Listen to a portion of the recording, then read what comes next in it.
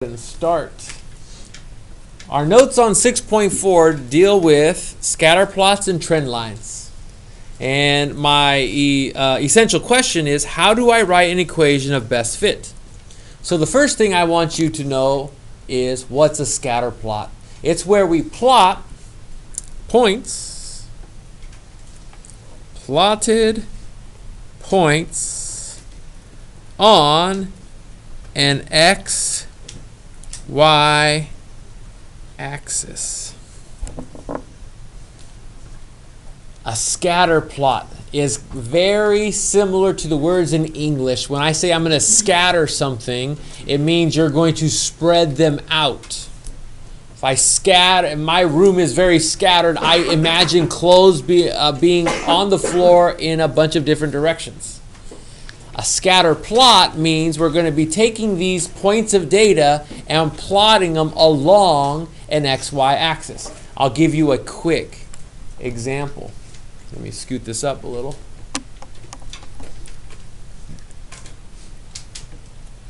There's an X and a Y axis.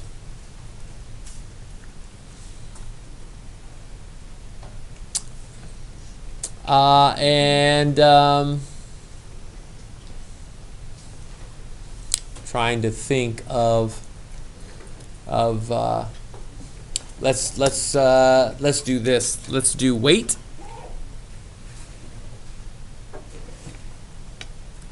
and belt size.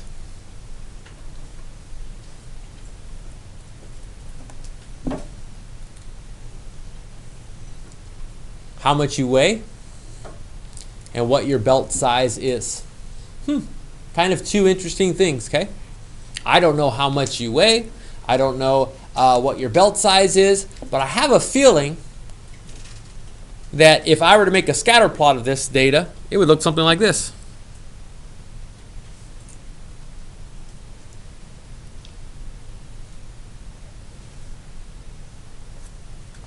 That's what I would think it would look like.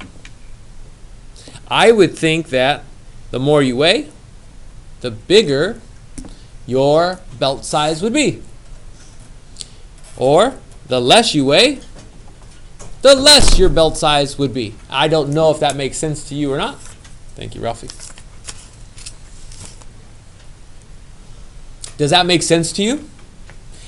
This is not going to be a perfect line. Scatter plots, sometimes somebody, they weigh a lot and their belt size is very small. Some people, their belt size is very big, but they don't weigh a lot. I don't know. It just shows a bunch of data spread out on an XY axis. That's what a scatter plot is. So the next thing we're going to write down is what a correlation is. Correlation.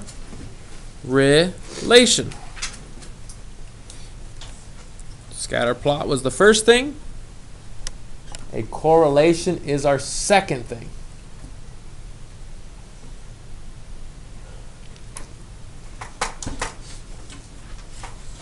Xavier, would you pass that back, please? Thank you. A correlation is a relationship between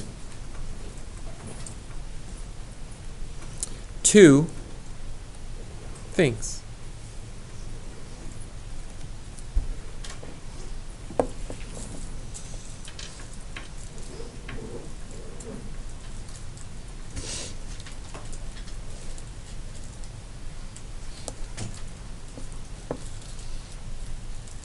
Now let me ask you this question about this scatter plot that we looked at right here.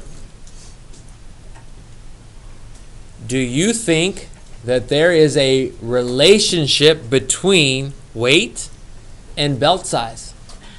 Do you think that weight has something to do with how big your belt is? How big the size of your belt is?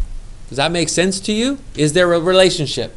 The fancy word for that is correlation. Is there a relationship? And it doesn't necessarily mean it has to be a positive relationship. It could be a negative one. It could be a horizontal one. So let's talk about what different types of correlations there are. Okay? Let's put down different types. The types of correlation are positive,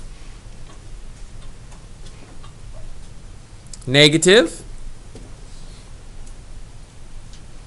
and no correlation.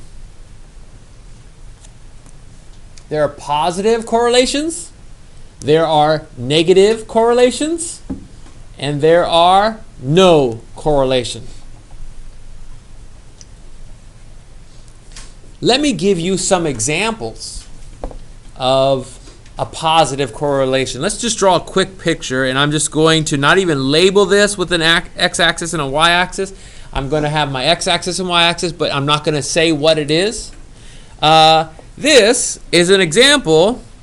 I'm just going to put a bunch of dots, and my bunch of dots are going to look like that. That is called a positive correlation, because as we go to the right, this one's going up. If it looks like it's going upwards, it's a positive correlation. This is a scatter plot, and it's a positive correlation. Let's look at a negative correlation.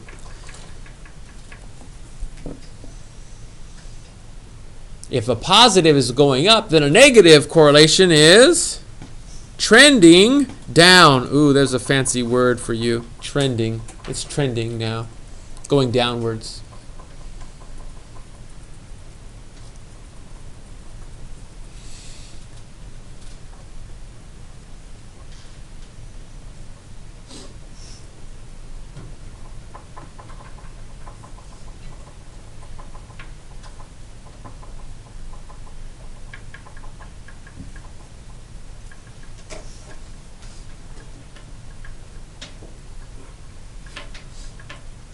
And lastly, no correlation. A scatter plot would look like this. If positive's going up and negative's going down, a no correlation graph is where the points are all over the place and you cannot see a detectable pattern. Positive is where it's kind of going upwards. Negative is where it's going downwards. There seems like a downward trend. And no correlation, it doesn't look like any of these points are going in any specific direction. There is no pattern to it. That's what it looks like. Now, we're going to do a lot of different types of graphs or scatter plots. And you're going to have to be able to tell the different types. Like, is it a positive correlation? Is it a negative correlation? Is there no correlation? You're also going to have to understand what an R value is. Let's talk about a correlation coefficient. Correlation coefficient.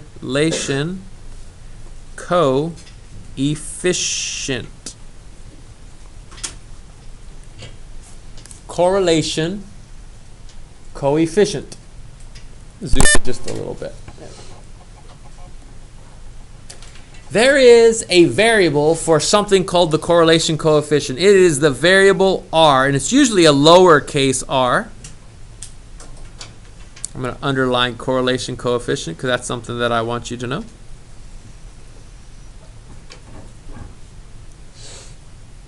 The correlation coefficient tells you how close the data is to a straight line.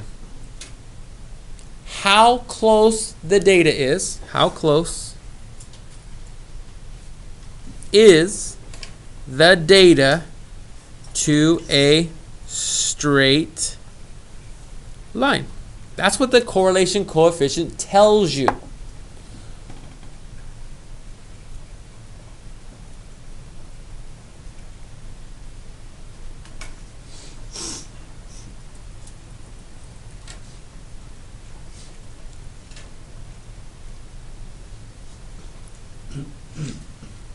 How close is the data to a straight line? If it looks like all the data is in a straight line, then your value will be, your correlation coefficient will be close to the number 1. Or, if it's negative graph, it'll be closer towards a negative 1. Let me give you some examples, okay, of what R looks like. And I'm going to use these 3 examples so you know what a correlation coefficient looks like. Here's R equals, and I'm going to use, for the positive correlation coefficient, R for this graph. If I look at this, if everything was a straight line, it would be a positive 1 if everything was on the same line. Guess what? There is not a straight line through all these points. They're close, but they're not. So the R value would be about 0.8 or 80% of a straight line in the positive direction. They're almost a straight line. They're almost grouped together where we can draw a line through them all. This is an example for that, because they're almost a straight line.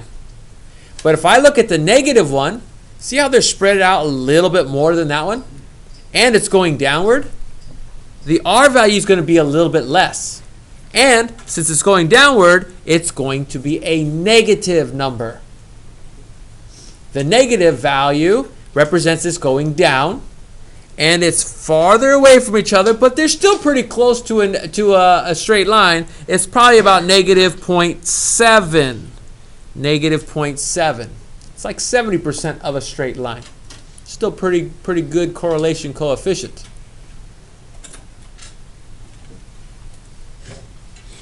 When there is no correlation, the correlation coefficient is going to be really, really close to 0. So an R value for this, and it could be positive or it could be negative, it sometimes looks like this, 0.01. It's a very low correlation. This is like a 1% graph. I might be able to draw a line and go through a couple points. 1%. It's not really a good, strong correlation. So these are examples of the correlation coefficient for those types of graphs. The closer it is to 0, then there is no correlation. I want to make sure I write that down. The closer it is to 0, and I'm writing that over here under the no correlation zone. The closer it is to 0, then it has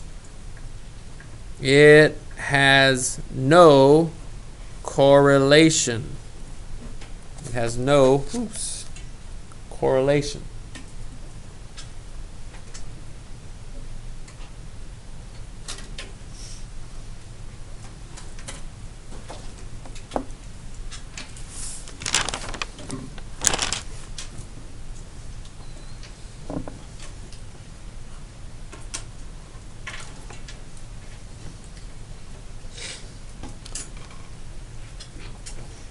Next word. Under this, let's make sure we write that this is a positive correlation coefficient. And under this, let's write negative, just so that I know that this is for that graph and this is for that graph. I want it to look and be accurate as we're going through.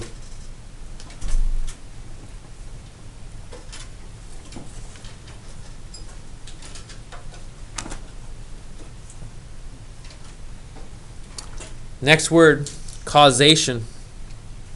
Causation.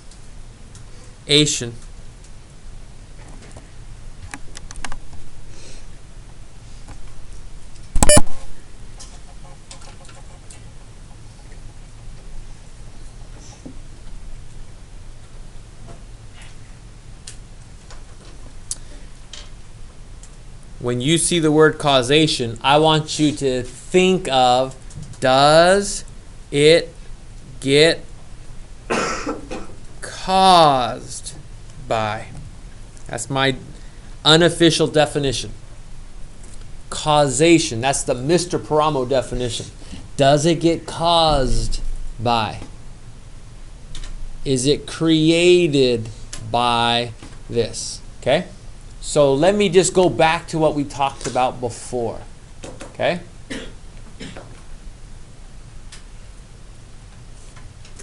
Go right back to this example. Remember how we said as your weight increases, your belt size might increase? Okay? Is there a correlation between these two things? Positive correlation. There's a relationship between this idea and this idea. Now, is there a causation? Causation means does weight influence your belt size? Is it caused by your belt size? Think about that. Does the weight, is it caused by the size of your belt? I wouldn't say that it does.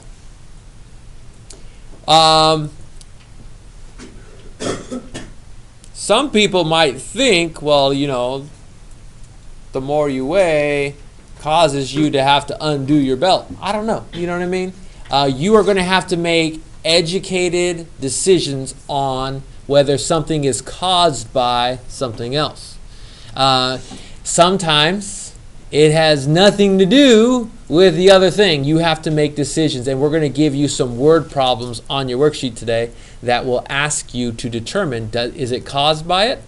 And depending what your reasoning is, a lot of times I will accept either answer, but sometimes there's only one clear-cut answer.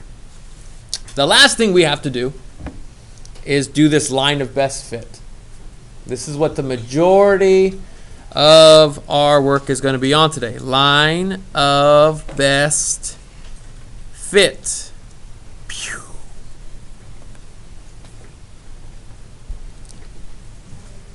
Sometimes it's called the equation of best fit.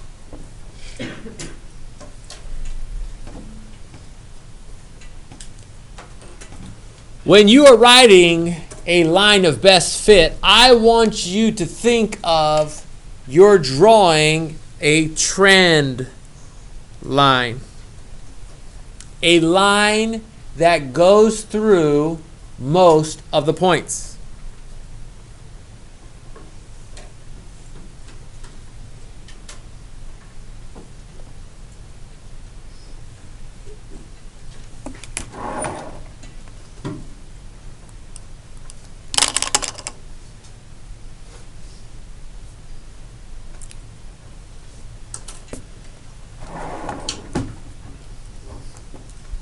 When we do a line of best fit,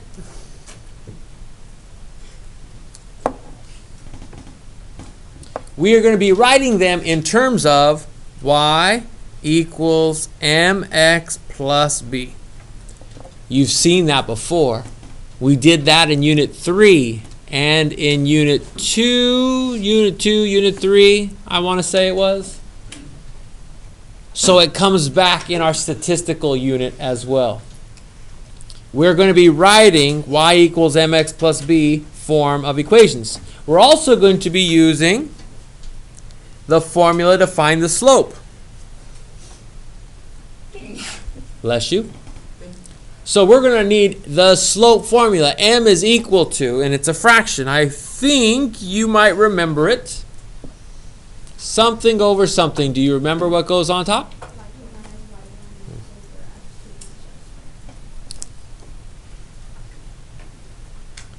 Is that ringing a bell for most of you? So we know what m is. We know that it's the slope. We're going to be using this formula. We're going to be using this formula. And I think the other easy formula to do is to use point slope formula as well. And I'll underline it because we haven't done this one since Unit 3 or 4, I think it was. Y minus y1 equals m, underline the m, x minus x1. I'm going to put a box around that. These are the three formulas we are going to use when we're making our trend lines.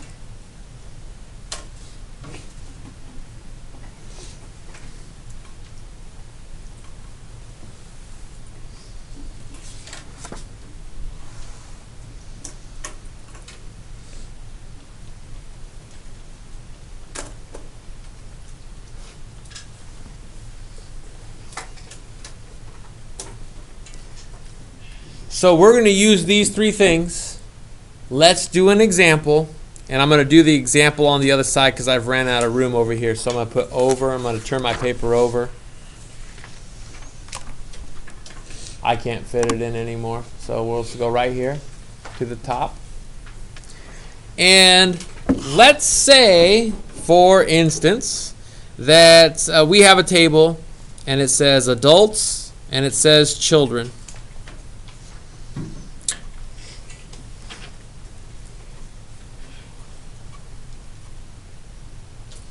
And then we're going to say how many tickets were sold.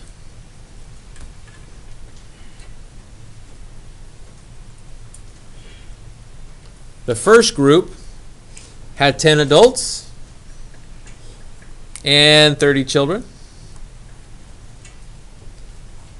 The second group had 20 adults and 55 children's tickets sold.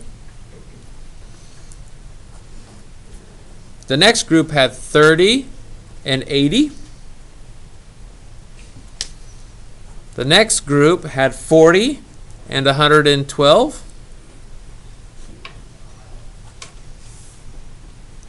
And lastly, the group had 50 and 137.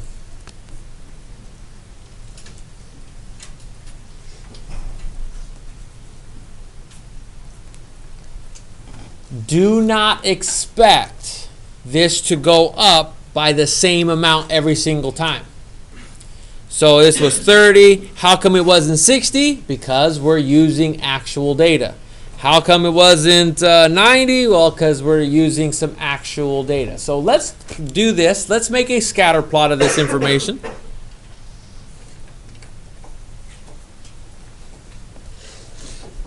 And I have to make an informed decision here, an educated decision. And I'm counting, I'm going to put one of my variables on the x-axis and one of my variables on the y-axis.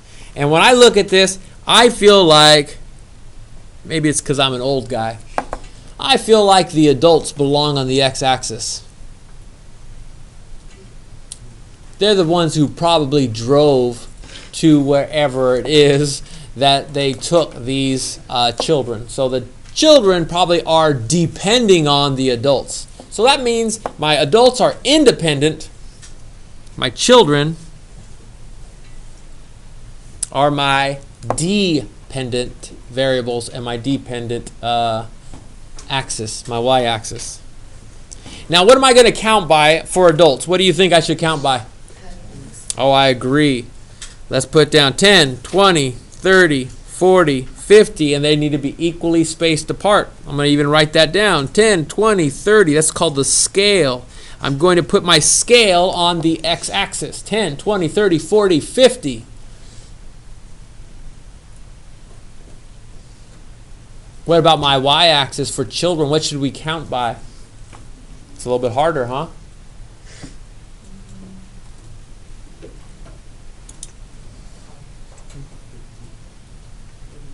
Well, it should be higher than 15 in my opinion. 25? 25, maybe. That would be 6 of those. By 20? I'm thinking 30 would be pretty, a little bit easier. I'm either thinking 30s or 50s. Let's go 30. 30, 60, 90, 120, 150. Did I hit all my numbers? Will I be able to plot all of these with that on my y-axis? 30, 60, 90, 120, and then I have 5 of them. That's pretty good. Let's plot some points. Let's make a scatter plot. 10, 30. Dot. 20, 55. Dot. 30, 80. A little less than that 90. Dot. 40. It should be at 112. 112. There's 90, 120. I got to go 100 is 10 up. A little bit more than that, so we'll go right about there. It's kind of estimating at this point. 50, 137.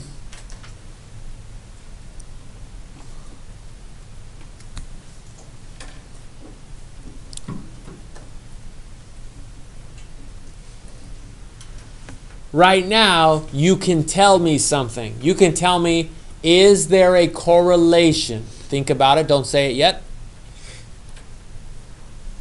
Is there a correlation? Say it out loud, please. Yes. Yes, there is.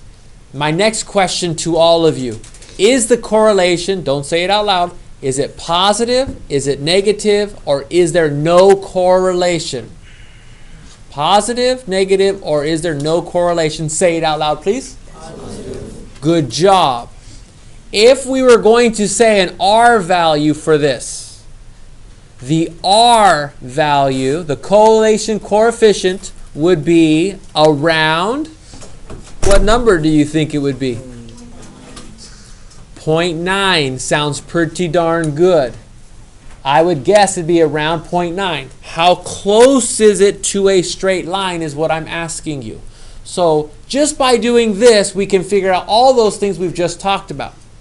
Now, what if they told me to draw a trend line through this? What they're asking you to do, if they ask you to draw a trend line, is they're trying to say, hey, can you draw a line through almost all of the points? Let's see if we can. Do you notice how I don't hit all of the points when I did that?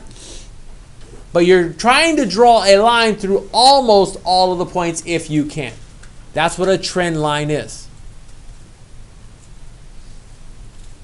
What they're going to ask you to do is write the equation of best fit. So what they're asking you to do is, what's the slope, what's the y-intercept? And you're going to have to use your information to figure it out. So I was able to go through 3 of my points. I did not go through, let me see, if I would have drew a line through maybe like there. Let's see. I'm going to try again. Even though it's still a sketch, right? I think I can only get through about 3 of those and almost touch the 4th one. When we draw this, we're going to have to pick 2 points. I'm going to pick this point that's right there. I'm going to circle it. And I think I'm going through this one, and I think I'm really going through, I want to go through this one as well. Okay? I'm going to go through this end and this end because it's almost the line of best fit. I have to pick 2 points. So I pick 2 points. Pick 2 points.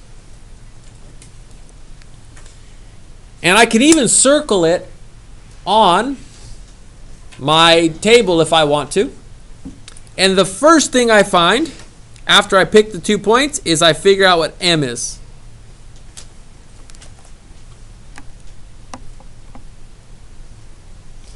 And you told me what the equation was. It's on the other side of our paper. So you don't see that. Let me scoot that up. Do you know how to find M? Do you know what this formula tells you to do? You take a y and you subtract another y. You take an x and you subtract another x. We have our 2 points right there. We need to take the y value of this one and subtract the y value of this one. What's our y value of this one? Do you remember? 137. And then we're going to subtract the y value of the other one. What's the y value of the other one? You need the table. Look at the table. So we have this y value, which is children, minus the other children, over. Don't forget, if you started with the 137, you need to use that as your x coordinate, what's above it. So what is the x's that we're subtracting? Now, I do not expect you to do that in your head. You should be able to, oh, I could do that in my head. That's easy. 107 over. Now, I could do that in my head, but I could do the subtraction, but I can't do this number because I don't know what the slope is. 107 divided by 40. And I kind of want to know what it is as a decimal. We are going to round to the nearest tenths place. It's 2.6, but do I round this up or do I leave it the same? So this is about. I'm going to put a little wavy line here. This means approximately 2.7. Because remember, if I would have picked some other points, we're going to end up rounding anyways. It's about 2.7. That's our m. But I still don't have my equation of best fit. So then what do? I like to go into point slope formula. This is my third step. I write my point slope formula, which is y minus y1. I'm going to underline that. Equals m, underline that, x minus x1. That means we have to have 1 point and the slope. We know what the slope is. We just figured it out. I know what the m is. The m is 2.7.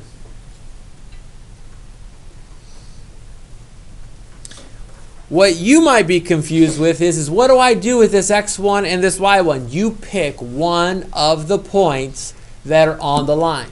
What's the easiest point that I could pick? Are you going to pick the high ones with the big numbers? Or are you going to pick the low ones with the lowest numbers? What's the easiest numbers to pick?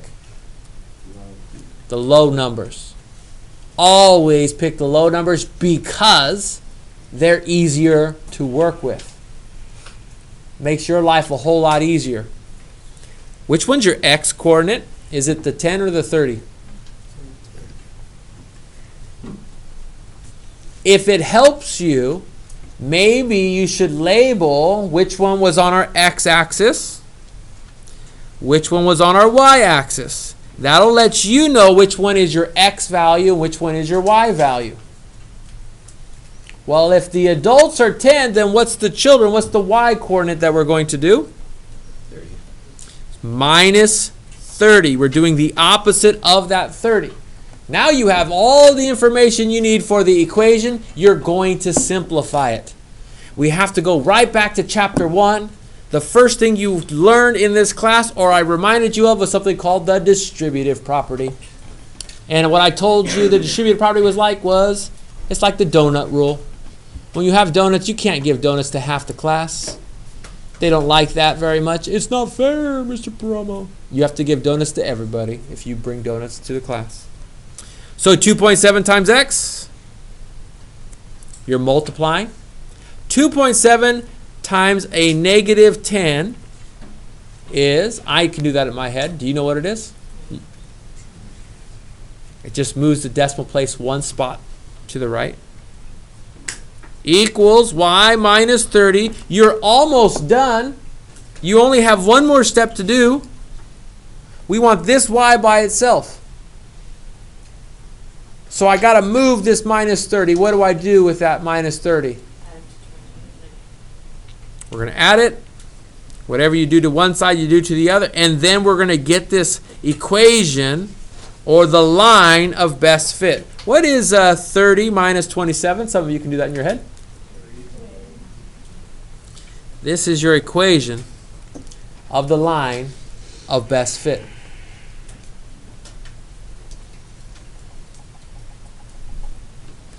What you can do with this is you can now make predictions What if, because look at what we have here. We have an equation that really models this. This is that line. And now we can make a prediction. How many do you think if we sold 100 tickets, how many children's tickets do you think we could sell? That's what this line can predict for us. This is how come businesses like these types of models, because they know if I purchase one Super Bowl commercial and I pay $5.9 million, but it goes out to this many people, they can make predictions on how many sales they will have based off of just one advertisement during the Super Bowl. Trust me, there are people who do the math behind every single commercial you saw on Sunday if you watch TV. Okay? We're going to stop our notes right there.